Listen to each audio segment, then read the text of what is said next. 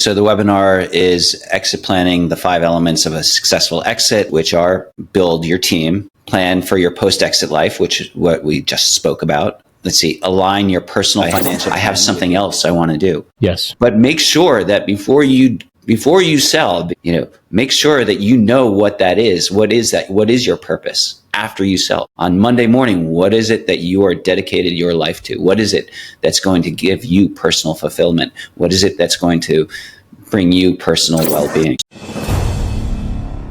Hey, what's up, everybody? Cam Hemphill here, your host for the Medical Millionaire podcast. Thank you so much for taking the time to tune in. Our goal is to give incredible value and insight for practice owners. I have an incredible guest on today. We've had some great conversations offline, and I want to welcome Nate Collins. This guy has been through a tremendous journey when it comes to the understanding of what it's like going through a business sell. And I know that there's a ton of things in the medical aesthetics space, specifically around private equity, around selling your practice. What does that look like? There's lots of conversations flowing. And so I thought it would make a tremendous amount of sense to bring Nate in because he's been through it and he can talk to us about that. So Nate, welcome to the show, my man. Thank you so much. It's great to be here. A real pleasure. So before we jump into numbers and dynamics, tell us a little bit about yourself. Tell us what's on your mind, and that will really unpack a really enlightening conversation. Yeah, absolutely. So today, I am a certified exit planning advisor and a financial advisor at Raymond James. And I work with entrepreneurs and executives to help them optimize the value of their business and their personal investments. I work with a lot of entrepreneurs and executives who are thinking about selling their business. And let me ask, and you do too, I'm sure. So let me ask you a question. Why would somebody want to sell their business? What's the goal? Man, it's a great question, and I'm glad you asked, and it makes me think about me personally. I've recently sold a business, and I've been through a couple transactions myself, and I've seen practice owners go through transactions recently, and that's definitely on the rise, right? Private equity is coming into the industry rapid pace, and even outside the industry, public equity is taking off. Like, man, if you turn on the news, it's just finance is taking place every second, right? And so why would you sell your business? Well, I think the answer would be, for me in particular, it's about creating generational wealth. That's the first thing that comes to mind. It's about taking a systematic solution, an asset that you've been working on for years. You have poured your heart, your soul.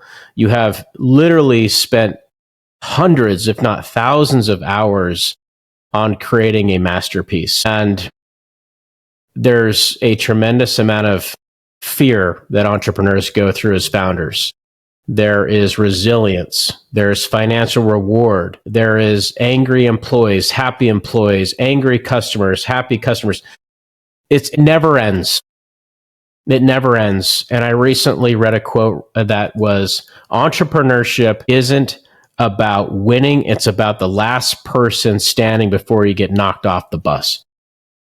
And so I think it's so true. Yeah.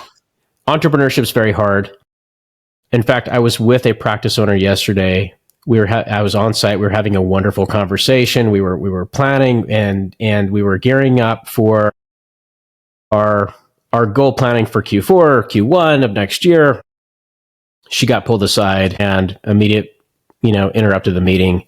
And she comes back in and she had tears in her eyes. And she's like, when is it going to stop? How can this how can this be easy? Why is it always challenging?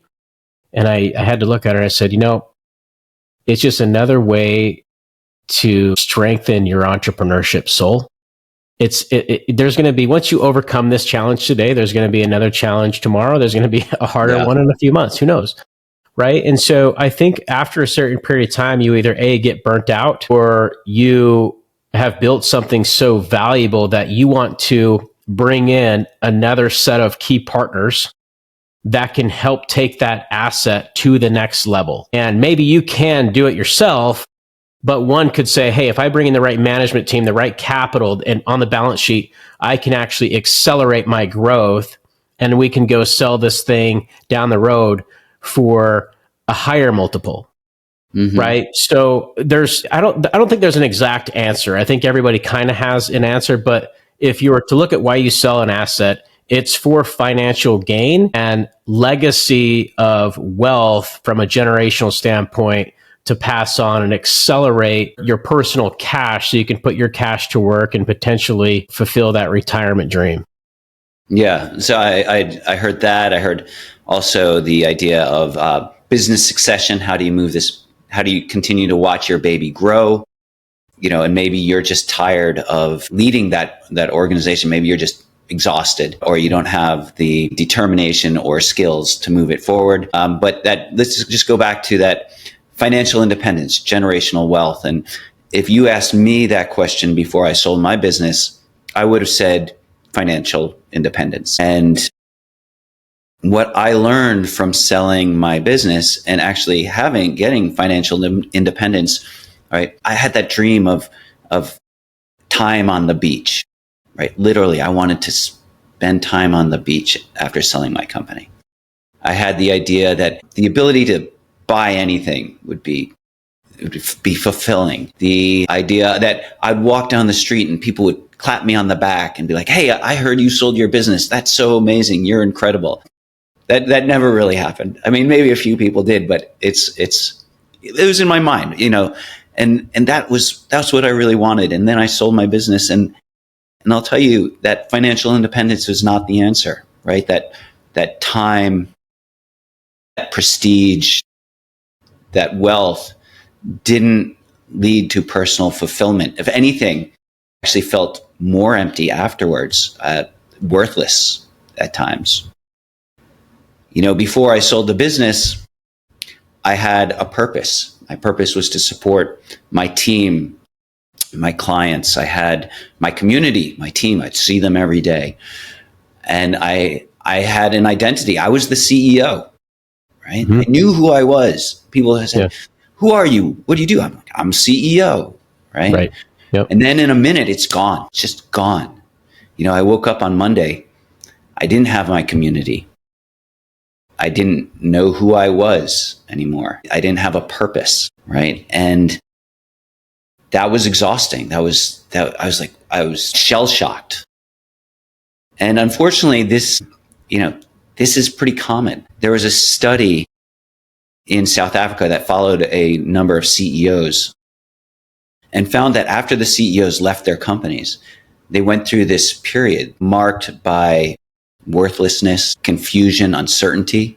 And they call this the liminal period, right? And there's a survey done by PricewaterhouseCoopers that found that 75% of business owners that sell their business profoundly regret the transaction just 12 months later. 3 out of 4 regret selling their business. Now, you could be thinking, well, maybe it's because they didn't have a great transaction. Maybe they didn't have a good investment banker. But another study found that even people who had a huge exit, 50 million plus, right, mm-hmm. still had these same feelings of depression and disappointment. And so, after I sold my business, I was trying to figure out, well, maybe I don't have enough money. So mm-hmm. I went and I joined a hedge fund because I've been in finance my entire life. So I started working at a hedge fund and the money was fantastic. But I still felt that regret and that lack of fulfillment. I was stuck behind a computer every day. The work that I was doing really wasn't that interesting to me. I never saw my family. And I just had this overwhelming sense of anxiety and depression. A lot of people, they likened it to postpartum depression. And what was happening was I was going through that liminal period. And that liminal period was really shaping my identity. It's how the world saw me. More importantly, it's probably how my children saw me. And that was not the legacy I wanted to leave. Right? I didn't want them to think of me as somebody who was depressed and anxious and triggered.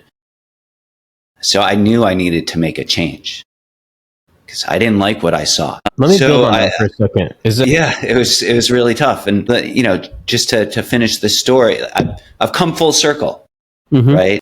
Mm-hmm. I ended up having lunch with my business coach several years later, right? I suffered through this for years, 3-4 years, didn't sleep, my health, my relationships, all struggled. And I had lunch with my business coach, and he saw the struggle I was going through, and he said, "Nate, I'm going to give you the secret recipe to post-exit well-being." And I mean, secret recipe that automatically, I'm like, "Oh, tell me the secret recipe." We all want the secret sauce. Why didn't you tell me this to me before? He said, "It's 3 things." He said, "It's 3 things. Find your purpose, build your community, prioritize health." And that discussion changed everything for me, right? I went back and I looked at what I was doing and I said, is what I'm doing prioritizing my well-being? And I changed those goals to prioritize personal well-being over personal enrichment. And I came up with new goals. And my new goals were support people who are going through the things that I've been through, entrepreneurs and executives. And that's my purpose, right? Be there for my family. That's my community, that I'm building my community. And find a career that allowed me to supported my purpose and build my family or build my community, right? And that's my mental health. And that's how I became a certified exit planning advisor and a financial advisor today. This is more than just a career for me. It is my well-being. So you're full circle now. You're happy. I can obviously, we're on video right now, and I can see it. I can see that there's a lot of fulfillment in your current state. And what's interesting to unpack that is when somebody makes you an offer for your asset, for the business you built, and you can't help but see dollar signs. So we have been indoctrinated to say, work hard, save, invest. And by the way, at some point, you'll be able to go chill on the beach and get your sand in the toes. For most people, that dream doesn't come true. For some, it comes true later in their life after, age 65, 70, right? When they can retire. For some, it comes earlier.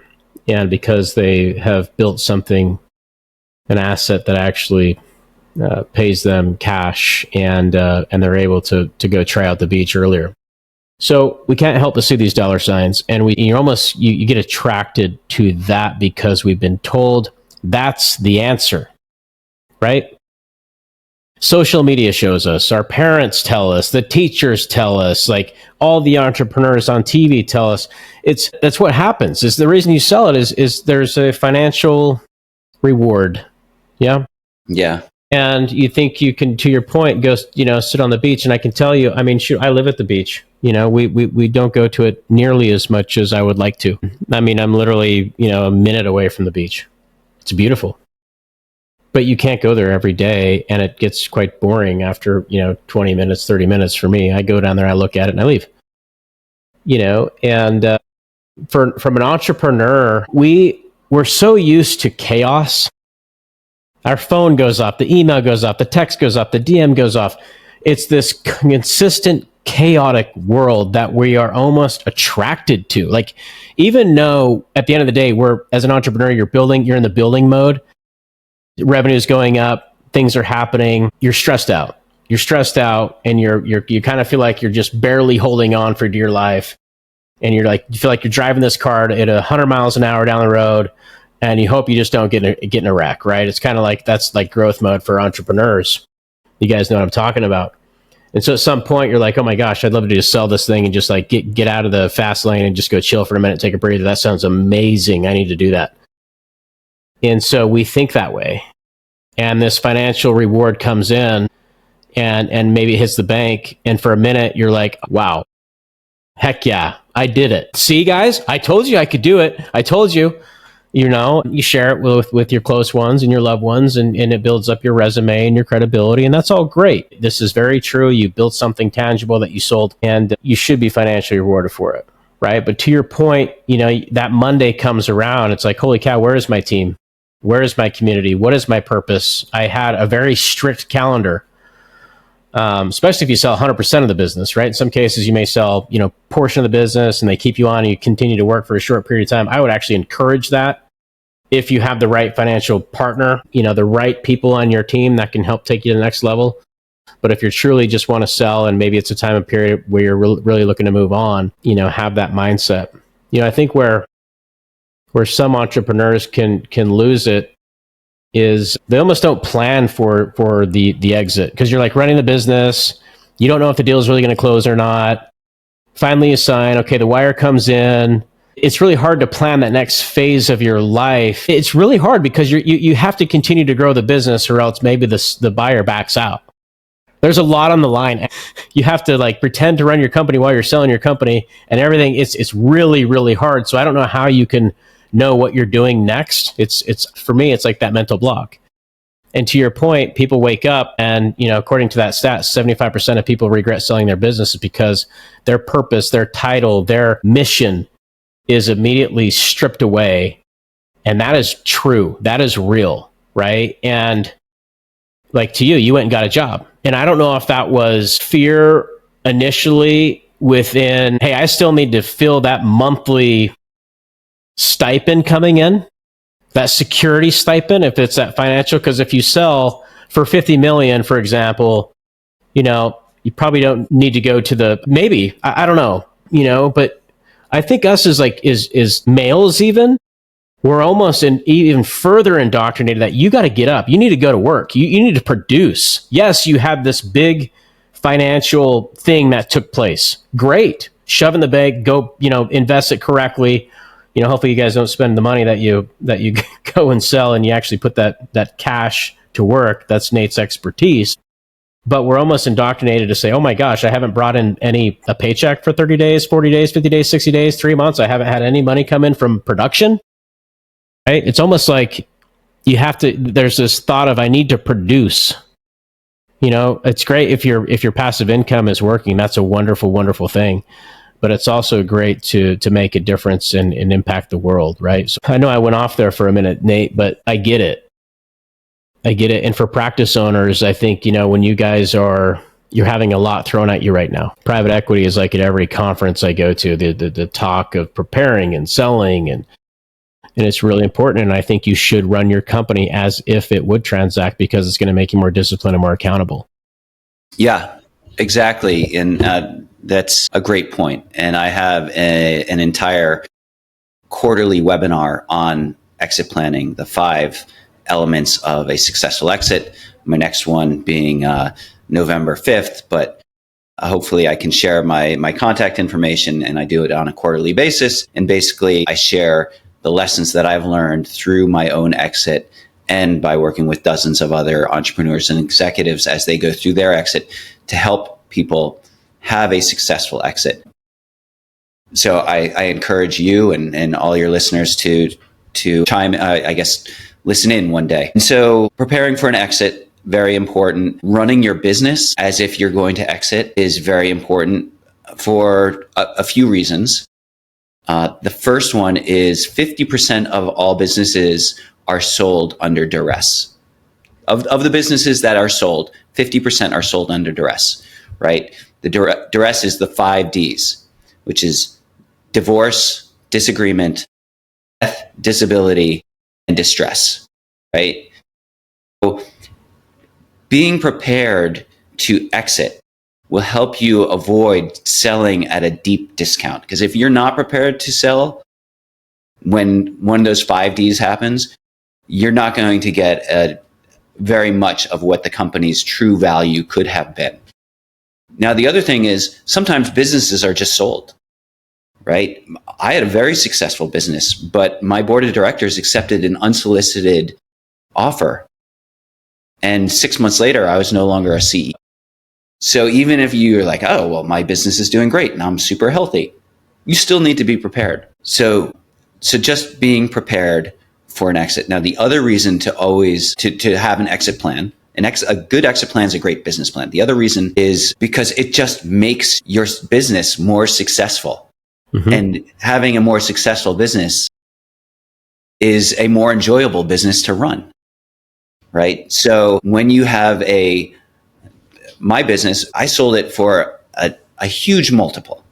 Huge multiple. And there were a couple of reasons that it sold for a very high multiple. One was just the nature of the business, right? We had very diverse revenue streams and consistent revenue streams. So people, the buyer really appreciated that. The second reason is because when I took over the company, I made it a highly transactable company. Or transferable, a highly transferable company right away, right? I made sure that there wasn't any key man risk, right? There were people that could do my job. Everybody else had people that could do their jobs. It wasn't dependent upon anybody. We had processes that were written down. So anybody could step into any role. We moved from cash accounting to accrual-based accounting so people could count on our books. And we had best-in-class tech stack. Now, I didn't do this because I thought I was going to sell the company. I did it because I hate putting out fires. I hated when there were problems. And this made our company more effective, more efficient, and we were able to scale better. We were more highly profitable. So there's reasons to have a good exit plan, and there are reasons to have a transferable company for those reasons. And I want to go back to something else that you were talking, as an entrepreneur, you're always rushing around and you're putting out fires and you're trying to think, how can I grow this business? And that idea of just having a little bit more time, somebody comes and offers your business and you're like, I need a break. This would be great. And I get paid for it and I can then go find something else to do. And I haven't been eating well, and I haven't been exercising, and I haven't been paying attention to my family. And I was now I can finally go do that, because I'm going to have more time. And I'd like to propose something else to you rather than selling your business. The proposition is to pursue personal well-being. Those goals that I mentioned that I had that focused on personal well-being, you can create your own goals that focus on your purpose, that build your community, and that prioritize your health. Don't wait till after you sell your business. You can start that today. And here's the reason that you can start that today. Because you will have a more successful business if you pursue well-being today, pre-exit, than if you wait until post-exit. There was a Dutch study that was done, and it found that there's a direct link between an entrepreneur's personal well-being and the success of their business, where personal well-being had more of an impact on the success of their company than the other way around, right? And that makes sense. If you are happy and you're feeling good and you're excited and you feel fulfilled, you're going to have a better business, right? It's very difficult to do it the other way around. So don't wait until you sell your business to pursue personal well-being. Do it now. Yeah, you're exactly right. I think as an entrepreneur, you start to cut corners on yourself. The business comes first. The business comes first. The business comes first. All of a sudden, maybe your health can deteriorate. Right. And for medical aesthetics in particular, you're constantly focused on enhancing the lives and confidence of others. And I'm sure there's some natural fulfillment in that. I mean, you're a nurse, you're a doctor, NP, PA, you're helping people all day long. That's got to be pretty fulfilling if that's your why, right? If your why is the purpose is the engine to help others, to fulfill confidence, I don't know of a more exciting thing to do than uplift others, that's amazing. So if that's what your purpose is and you love doing that and you love people smiling from your art, from your work, from your wisdom, I don't know if you could ever sell. I mean, you know what I think, Nate? That would be a harder thing to go through than what let's just remove medical aesthetics. Let's say you build up a tech company, you build up a trucking company, a car enterprise, a real estate company, whatever it is, and you sell that. Sure, you lose community. Sure, you lose title. Sure, you can get lost in that period. Absolutely, right? I know, to your point, I know so many people that have sold their company and they've gone through that depression phase. I would think it would be harder for medical aesthetics owners because it's almost like you're constantly enhancing the lives of others, and that goes to a halt. That would be horrible. I mean, I just couldn't imagine if that's what their mission is, and truly it should be. I mean, I hope, for people tuning in, if you think you're going to go open up a practice or this is all about dollars and cents versus like purpose of intention through enhancing the lives of others, you're wrong. You'll burn out, you'll sell for less, or you'll close your doors. If the mission and purpose is making others fulfilled, you're going to live a life of happiness. And why sell that asset? Yeah. It's beautiful. Right. Let's see. Financial independence is overrated. Yeah. If you have a good business and, it's fulfilling your financial needs, and it's also providing you the purpose that you have, your community, and you are healthy. You can't beat that. You can't beat that. Maybe there's an opportunity to sell part of it, and take on growth capital and expand it and help more people. Yeah. Right. And maybe there is a time where you're like, okay, I'm done with this. I have something else I want to do. Yes. But make sure that before you sell, make sure that you know what that is. What is that? What is your purpose after you sell? On Monday morning, what is it that you are dedicated your life to? What is it that's going to give you personal fulfillment? What is it that's going to bring you personal well-being? So true. I mean, if you don't have a plan and Monday comes around and you don't have a plan and you've been fulfilling the lives of others for so long and that comes to a halt, because here's the thing, you exit, you sell the asset, the financial gain happens. Who looks at your bank account with you every day? You? Right? It's not like you're sharing that with your community and you're not doing anybody any good. It's almost like you're in your office or on your phone and you pull up your account and you're like, okay, cool. Is it up? Is it down? Wow, that's a big number.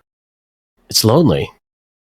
Yeah, and I'll tell you, my spending habits have changed very little since I sold my business. I just have, more commas in my bank account. Does it make you feel more secure? Honestly, not really. Yeah, it's a little bit, right? I know that I'll be okay, but I think that people who have been running businesses their entire lives, or really just about anybody, their feeling of security comes from that biweekly or monthly paycheck or annual return from their business. But when you sell, you don't get that, right? Because you don't have an asset anymore. You don't have a job, right? So all of that is in a bank account or an investment account, and it's just different, right? You don't have recurring income like that anymore. You have passive income, investment income. It's just different. Yeah, it's very difficult to make that switch in your mind to say, what? I'm still okay. I'm still okay. And it's like, oh my gosh, and I'll go on me for a minute. So I've been acquiring real estate, stocks, all this stuff, like everything. I've read financial books for years. You and I kind of talked about it offline, and I've lived in a very frugal environment and done a great job of saving and investing and building up this passive income. And like all of the studying I've done it's told me to do that, right? But I can tell you right now, the rent checks from the real estate, I love the first of every month. I love it. Right? Rents do. In fact, I have a song that I play. It's a great song and I enjoy it. My wife knows that, it's the first. It's great. However, it's not fulfilling. It's confidence that has been achieved. I've achieved something because I put an action in motion and there is passive income rolling in. but it's not fulfilling. And those are two different worlds, passive income. And it's weird because for you, you've been in finance like your whole career, right? Mm-hmm.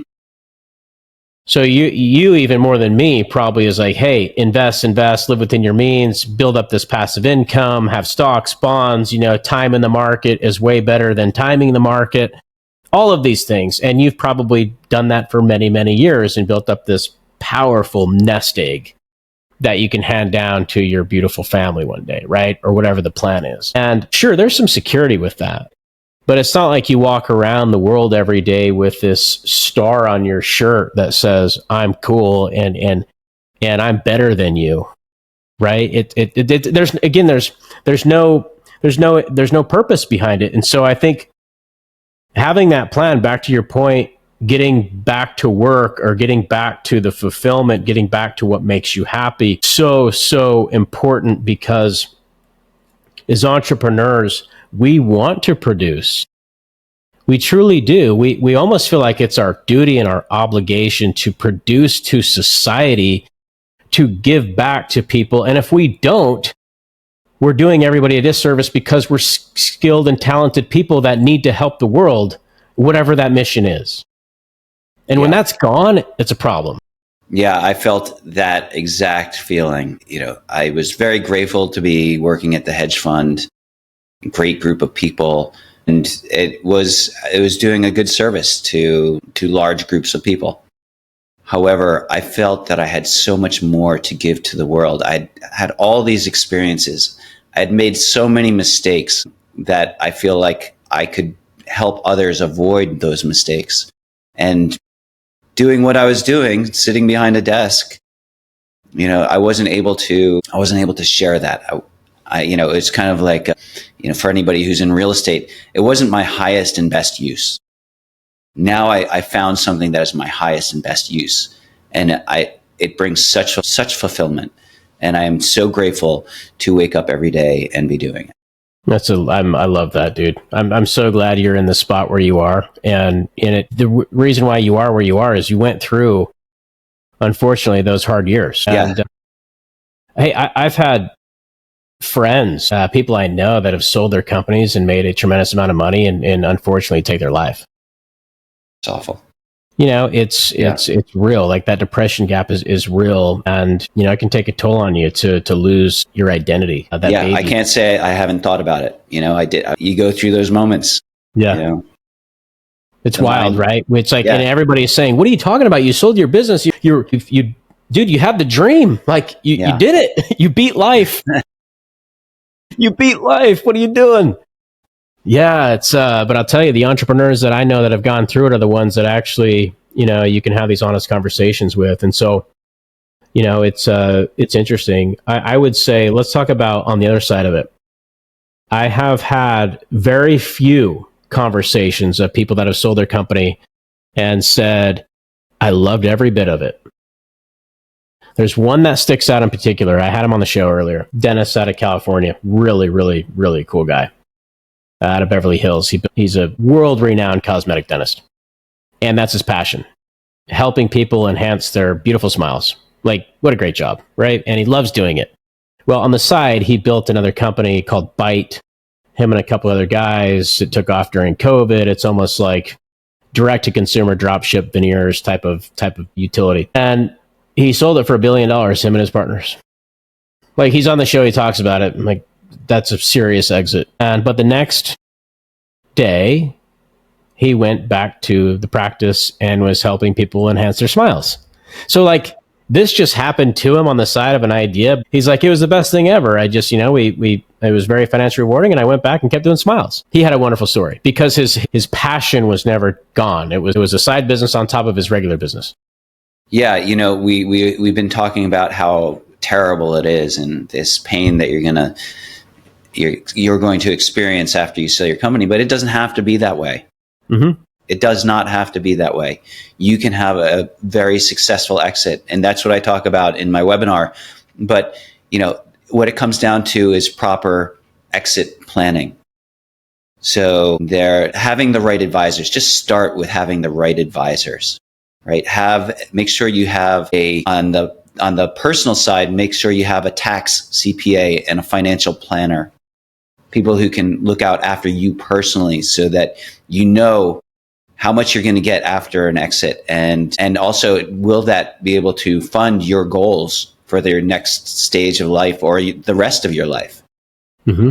From a business standpoint, make sure you have an investment banker, or also known as an M&A advisor, also known as a business broker, right? They're going to be able to run you through that process so you don't get crushed by a buyer who's probably done it more realistically, a dozen times and knows how to get the best price from you.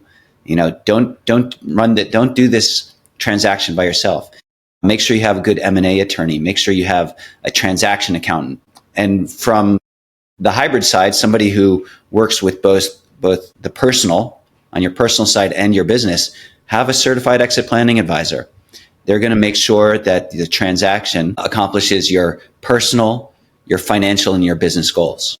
So if you were to forget everything else I say today, just if you're thinking about selling your business, go get a full team of advisors and well ahead of the transaction.